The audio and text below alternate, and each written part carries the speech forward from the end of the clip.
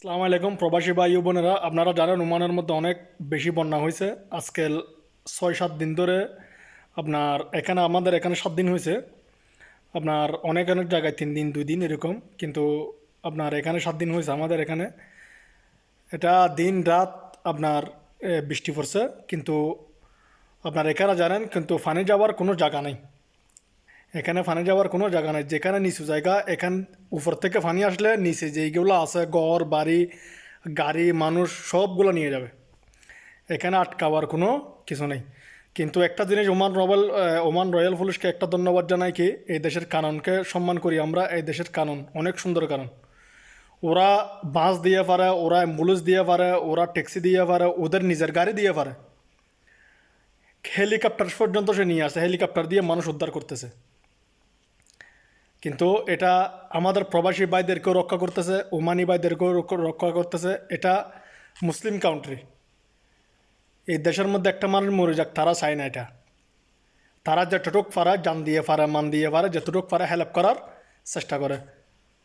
এটা অনেক ভালো লাগছে এই দৃশ্যটা দেখে। কিন্তু আমি এই ব্যস্ততার মাঝে আপনাদের জন্য এই ভিডিওটি করা, আপনাদের মাঝে এই ভিডিওটি শেয়ার করতেছি। সবাই একটু কষ্ট করে দেখবেন, চ্যানেলটিও সাবস্ক্রাইব করে নেবেন, লাইক করবেন, শেয়ার করবেন, সবাইকে দেখার সুযোগ করে দিবেন।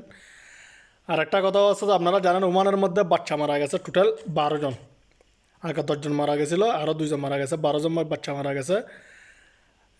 4 জন ওমানি মারা গেছে, আপনার প্রবাসী মারা গেছে 3 জন।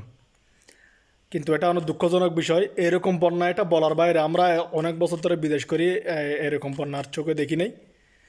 কিন্তু ওমানের মধ্যে বৃষ্টি দেখছি ঠিক আছে, কিন্তু বন্যা দেখছিও ঠিক আছে, কিন্তু এরকম বন্যা আর দেখি নাই আমরা।